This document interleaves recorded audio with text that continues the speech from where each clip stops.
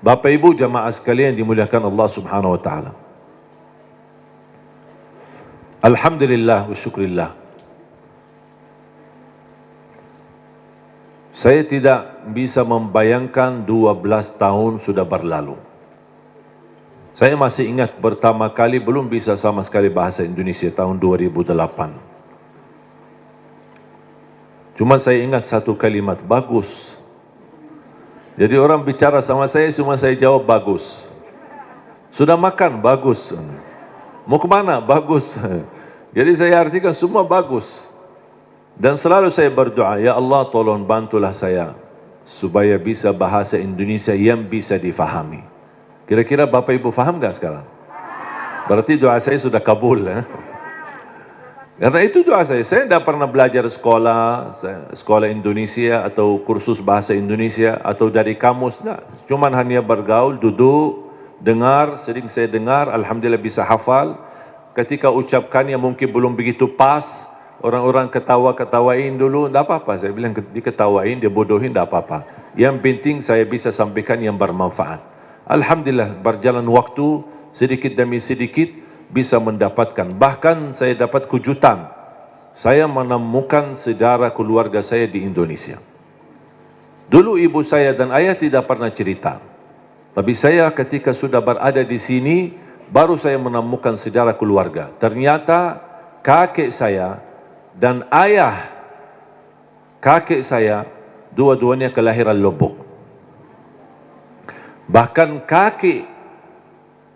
ayah kakek saya dibunuh sama penjajah Belanda dan dia punya makam besar di Ampanan, di Lombok, dan dia mampu mempersatukan orang Sasak di Lombok untuk melawan penjajah Belanda. Makanya ketika saya bertemu Presiden Jokowi, saya sampaikan saya sebenarnya cucu pahlawan tapi belum terdaftar. Dan subhanallah tidak membayangkan begitu saya ke Indonesia bisa menemukan sejarah keluarga. Bahkan saya punya keluarga besar di Lombok, di Cirebon, di Surabaya. Salah satu kakek saya nikah sama orang Bumi Ayu di Jawa Tengah. Kemudian bertemu dengan keluarganya juga di Cirebon. Ada juga di Bali, kemudian di Jakarta. Barangkali di Cimahi besok-besok ketemu ada orang yang bunga keluarga. Jadi subhanallah begitu dunia ini kecil. Kita bisa terus bertemu dengan keluarga dan kita terus bisa melanjutkan perjuangan. Dan saya harap mari kita sama-sama memperjuangkan yang terbaik untuk negeri kita Indonesia.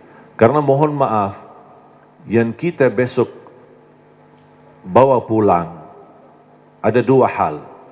Ketika kita mati, yang kita bisa bawa hanya amal saleh.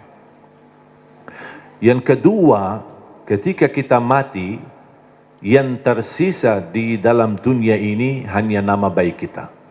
Tidak ada yang lain. Ketika tersebut nama kita, semua orang mau mendoakan.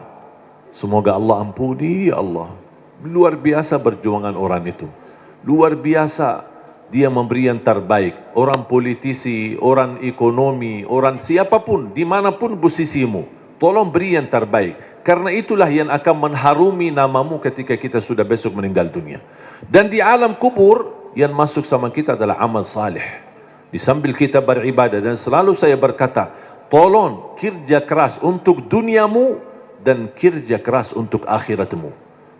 Jangan hanya akhirat tapi lupa dunia. Dunia harus maju, harus berhadapan, harus bisa menjadi terang menerang yang bisa membangun Indonesia. Dan bisa menjadikan Indonesia negara terhormat, bisa menjadikan Indonesia negara yang diperhatikan oleh dunia karena kemajuannya, kebersatuannya, dan alhamdulillah kita diberikan banyak anugerah dari Allah Subhanahu wa taala, dari hasil bumi, dari hasil tanam-tanaman, dari hasil luar biasa. Saya selalu berkata, wallahi negeri Arab kalah sama negeri Indonesia dengan sumber alamnya dan kekayaannya. Kalau dikumpulkan seluruh negara Arab, masih lebih kaya Indonesia. Mungkin karena kita tidak merasa kekayaan itu, mungkin karena belum bersyukurlah. Kekurangan syukur kita dan salah gunakan nikmat itu akhirnya tidak terasa. Padahal kekayaan yang Allah anugerahkan untuk negeri kita Indonesia luar biasa.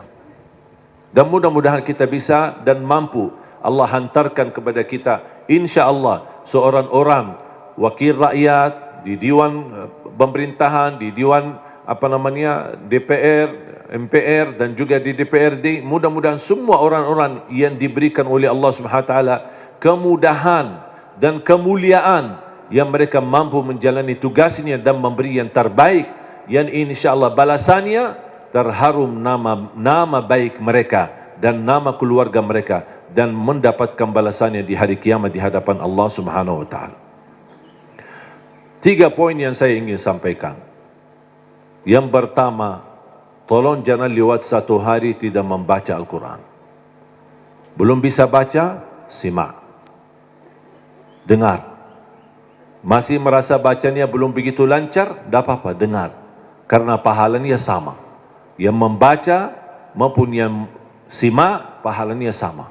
Setiap 1 huruf dapat 10 kebaikan. Ini bukan kata saya, tapi kata Rasulullah sallallahu alaihi wasallam, man qara harfan min kitabillah falahu hasanah wal hasanatu bi 10 amthaliha. Barang siapa yang membaca kitabullah 1 huruf saja dapat 1 kebaikan, dan 1 kebaikan pula dilipat oleh Allah menjadi 10 kebaikan. Alif lam mim bukan 1 huruf, tapi alif 1 huruf, lam 1 huruf, mim 1 huruf. Bayangkan jemaah, Bismillahirrahmanirrahim 19 huruf dikali 10, 190. Dari segi baca 19, tapi tulisan pahala 190. Dan setahu saya tidak ada amalan yang bisa memberikan pahala berhuruf hanya Al-Quran. Injil, Taurat, Zabur, Suhuf Ibrahim wa Musa, hadis Qudsi, hadis Nabawi, tidak ada. Salat 10 kali lipat, tapi dari total salat. Tidak dihitung setiap rukuk, sujud, bacaan dalam salat, tidak. Dihitung total salat. 5 waktu dapat 50. Sebagaimana diperintahkan di awal 50 kali salat. Tapi Al-Quran satu-satunya ibadah yang nilai pahalanya berhuruf, bersatu huruf. Dan menurut saya ini promo yang paling istimewa dari Allah. Paham bu promo? Biasanya ibu-ibu yang tahu promo. Ada enggak di pasar promo? Kalau kita misal mau belanja, ditawarkan, ini beli misal gelas 1, dapat gratis 1. Beli 2 botol minyak goreng, dapat gratis 1. Ada kan? Atau beli misal 2 botol mie goreng, minyak goreng, dapat 1 dus, mie goreng lah misalnya. Ada kan? Itu kan namanya promo. Pernah enggak Bapak Ibu bertemu dengan promo, beli 1 botol minyak goreng, dapat 10 gratis. Ada enggak promo begitu? Pasti merugi kan? Allah Subhanahu wa taala tahu manusia suka promo, makanya Allah tawarkan promonya. 1 huruf dapat 10 kebaikan. Tapi sayang sekali yang berlaku promo manusia, tapi promo Allah belum laku. Karena banyak kita manfaatkan promo manusia, tapi tidak memanfaatkan promo dari Allah Subhanahu wa taala. Bahkan berita gembira, ada orang berkata, saya sebenarnya ingin baca, tapi bata-bata bacaan saya. Saya takut salah, nanti malah dosa. Mendingan tidak usah baca. Itu alasannya karena berbata-bata. Ada berita gembira dari Rasulullah SAW. Rasulullah bersabda, "Walladhi yaqra'ul Qur'ana wa yatata'ta'u fihi wa huwa 'alaihi syaq lahu ajran." Barang siapa yang membaca Al-Quran, kemudian dia berbata-bata. Terima kasih ya Rasulullah. 1400 tahun yang lalu, nampaknya Rasulullah umatnya bakal banyak berbata-bata. Makanya sudah diberi solusi dari kemarin. 1400 tahun yang lalu. Barang siapa yang membaca Al-Quran, kemudian dia berbata-bata sambil berat, susah, sulit untuk membaca Al-Quran, tapi tetap dia mempertahankan dan terus dia melanjutkan sesuai kemampuannya, kata Rasulullah, falahu ajran, akan Allah berikan 2 kali pahala. Selain setiap 1 huruf 10 kali lipat, dia dapat 2 kali pahala. 1, karena dia mau membaca Al-Quran. Yang kedua, kesulitan yang dia hadapi, berbata-bata sambil berat, Allah hargai perjuangan itu, Allah berikan pahala. Berarti Bapak Ibu yang bersama Al-Quran, tidak ada yang merugi. Bahkan ada yang bertanya, boleh enggak saya baca Al-Quran, tapi saya tidak baca terjemahannya? Saya jawab, boleh.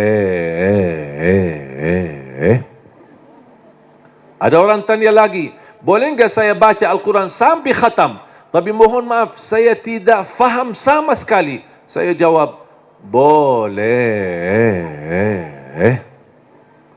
Kenapa? Karena target baca Al-Quran kita ada 4. Ada 4 target. Pertama, baca walaupun tidak faham. Tetap dapat setiap satu huruf 10 kebaikan. Itu namanya standar. Walaupun tidak faham sama sekali. Karena Rasul menjanjikan pahala setiap satu huruf 10 kebaikan tidak dikaitkan dengan faham.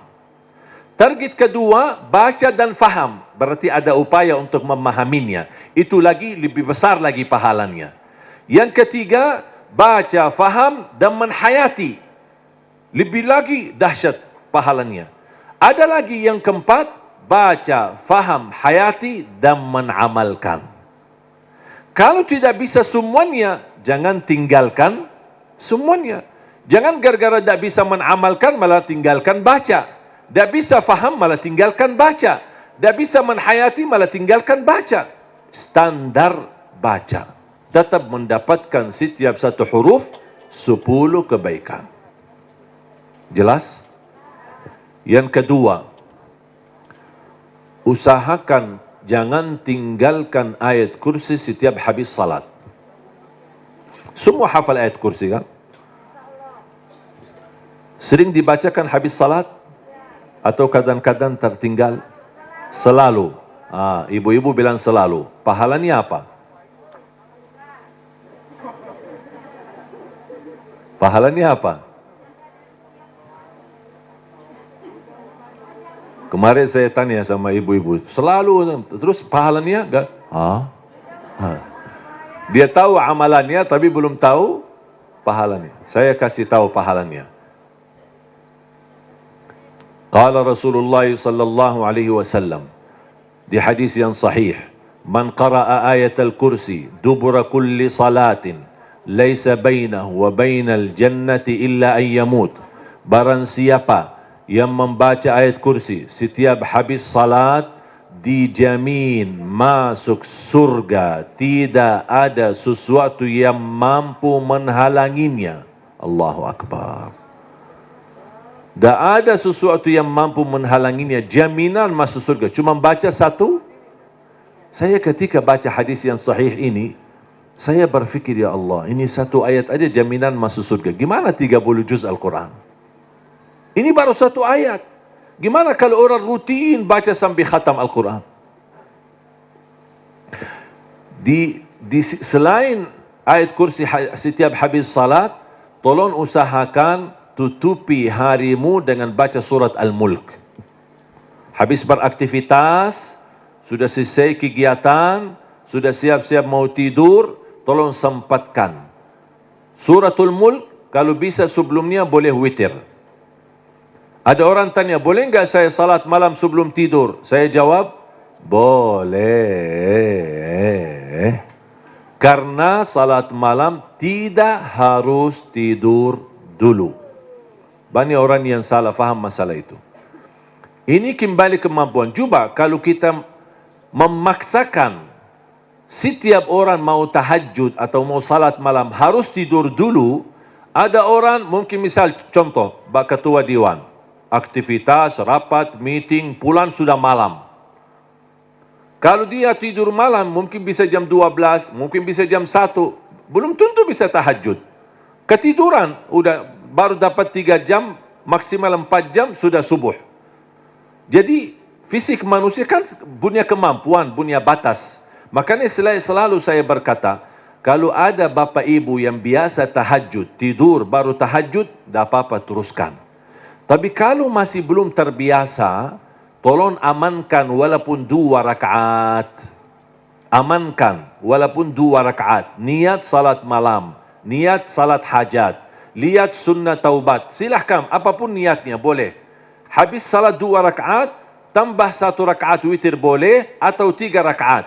Sekali salam witir, atau bisa 2 rakaat salam baru 1 rakaat. Terserah, mau 3 sekaligus, Satu kali tahiyat, atau bisa dipisahkan dua baru satu. Baru habis itu tidur. Kenapa? Seandainya belum sempat bangun dan ketiduran sampai subuh, sudah tertulis namamu ahli tahajud. Sudah tunaikan salat, apalagi witir. Minimal, saya selalu tekankan, minimal jaga witir. Dan mohon maaf, ini bukan wasiat saya, tapi Rasulullah. Tidak ada yang dari saya. Dari saku saya tidak ada. Semua dari Rasulullah SAW. Apa kata Rasulullah kepada Abu Hurairah? Abu Hurairah berkata, Rasulullah menwasiat awsani khalili wa an utira qabla an anam. Rasulullah menwasiatkan aku jaga witir sebelum tidur, kata Rasulullah kepada Abu Hurairah. Bahkan Umar bin Khattab ketika ditanya, kenapa suka witir sebelum tidur? Kata beliau, saya takut tidur dan meninggal dunia dalam keadaan tidur belum witir. Makanya amankan witirmu. Inna Allaha witir, yuhibbul witir, fa'autiru. Allah maha witir, Allah cinta witir. Jagalah witir. Dan salah satu sunnah yang Rasul tidak pernah tinggalkan adalah sunnah witir. Tidak pernah tinggalkan, sehat, sakit, musafir, dimanapun berada. Selalu jaga witir. Dan sunnah yang kedua, sunnah subuh. Sesudah azan, sebelum salat wajib, ada sunnahnya. Bahkan di menurut mazhab Abi Hanifah, sunnah subuh itu dianggap wajib. Selain Abu Hanifah dianggap sunnah. Memang dia sunnah, tetapi hampir sunnah, tapi martabatnya seperti martabat wajib. Karena sunnah subuh, pahalanya lebih besar daripada dunia dan seisinya. Saya berkata, subhanallah, ini baru pahala sunnahnya. Kira-kira gimana yang wajibnya salat subuh? Habis sudah laksanakan witir, mau tidur, tolong bacakan suratul mulk. Belum lancar bacaanmu, setelkan. Dari HP boleh, atau CD murattal, suratul mulk, atau dari YouTube. Sudah alhamdulillah puluhan bahkan ratusan ribu murattal. Tinggal milih apa yang kita suka. Sambil kita di tempat tidur, berbaring, kita bisa dengar suratul mulk. Kenapa disuruh baca suratul mulk? Apalagi di ujung aktivitas kita, seandainya malam itu meninggal dunia, sudah dapat jaminan selamat dari siksa kubur. Suratul Mulk, jaminan selamat dari siksa kubur. Yang terakhir, sedekah.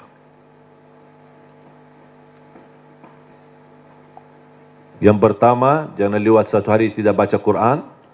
Yang kedua, ayat kursi setiap habis salat, termasuk jaga suratul mulk, kalau bisa sebelumnya jaga witir. Terus sekarang yang ketiga, sedekah. Terutama sedekah subuh. Terutama sedekah subuh. Saya sudah sering membahas dahsyat sedekah subuh. Saya yakin Bapak Ibu, semua para hadirin, saya yakin orang yang suka bersedekah. Tapi ada yang satu sering tertinggal. Doa habis sedekah. Atau doa di saat sedekah. Tahu enggak Bapak Ibu, doa di saat sedekah termasuk doa makbul? Tapi kadang-kadang kotak amal lewat, kita isi tapi tidak doa. Sering kita lupa doa itu. Padahal bisa, ya Allah aku mohon dengan berkat sedekah ini, titipkan pahala sedekah ini untuk kedua orang tuaku. Ya Allah aku mohon dengan berkat sedekah ini, sembuhkan penyakitku kalau lagi sakit. Ya Allah dengan berkat sedekah ini, mudahkan urusanku. Apapun hajat kita, luar biasa dahsyat sedekah. Termasuk sedekah subuh. Dan saya sudah buat ada tausiah, ceramah. Mungkin Bapak Ibu nanti habis acara berkenan, bisa lihat di channel YouTube kami, namanya Dahsyat Sedekah Subuh. Saya sudah bahas satu tausiah, khusus hanya membahas keutamaan dan manfaat daripada sedekah subuh. Dan sedekah setiap waktu dan setiap saat ada manfaatnya. Tapi lebih istimewa di waktu subuh, itu lebih dahsyat. Bisa Bapak Ibu, saya tidak akan bongkar apa isinya dan apa rahasianya. Bisa Bapak Ibu nanti lihat di YouTube. Kalau sudah buka YouTube channel kami Syekh Ali Jabir, jangan lupa subscribe sekalian. Ya sekalian promosi Bu. Sedekah menjaminkan husnul khatimah. Sedekah menjaminkan selamat dari kematian, kecelakaan. Sedekah menjaminkan selamat dari kematian kebakaran. Sedekah menjaminkan selamat dari kematian mendadak. Sedekah menjaminkan selamat dari su'ul khatimah. Sedekah menjaminkan kesembuhan penyakit. Sedekah menjaminkan memadamkan kemurkaan Allah. Dan sedekah menjaminkan ampunan dosa. Sedekah menjaminkan terkabul doa. Makanya ketika bersedekah jangan lupa berdoa. Apalagi di saat sedekah subuh. Dan cukup ketika bersedekah sebut satu hajat. Jangan habis salat subuh mu isi sedekahnya koin tapi doanya sampai terbit matahari. Malu sama Allah, ku kelamaan. Kata malaikat, apaan? Ku doanya panjang banget. Padahal sedekahnya baru koin aja. Tolong disesuaikan. Satu kali sedekah, satu kali hajat. Dan selalu dalam kebaikanmu, sisakan dalam doamu, jangan lupa doa untuk orang tua. Saya sudah belajar, apapun yang saya amalkan, apapun amalannya, di ujung saya amalkan itu, saya selalu berdoa, ya Allah aku mohon, titipkan pahala amalan ini untuk kedua orang tuaku. Saya selesai tausiah, pas pulang, ya Allah aku mohon titipkan pahala tausiah ini untuk kedua orang tuaku. Habis ngaji, ya Allah aku mohon titipkan pahala ngaji saya untuk kedua orang tuaku. Habis salat, ya Allah aku mohon titipkan pahala salatku untuk... Apapun amalannya, apapun, saya sudah belajar menjadi salah satu upaya berbakti baik sama orang tuanya. Karena berbakti baik sama orang tuanya, walaupun mereka sudah meninggal atau di posisi yang jauh, tidak bisa bertemu setiap waktu dan setiap saat, melalui doa, insya Allah terhitung sebagai berbakti baik. Ada seorang bertanya, kalau orang tua saya sudah tidak ada atau sudah meninggal gimana? Apakah saya masih punya kesempatan berbakti baik? Saya menjawab, masih punya kesempatan. Ada dua amalan, sedekah dan doa, bisa menjadi bermanfaat untuk orang tua kita. Dan semoga kita bisa bersama-sama, kita selalu niatkan dan doa untuk orang tua. Mudah-mudahan kekurangan kita di masa mereka berada, mungkin kita sebagai anak, namanya anak muda, di masa dulu mungkin banyak membuat orang tua sakit hati, menyakiti perasaan mereka. Namanya anak-anak, tidak merasa dan tidak menyadari.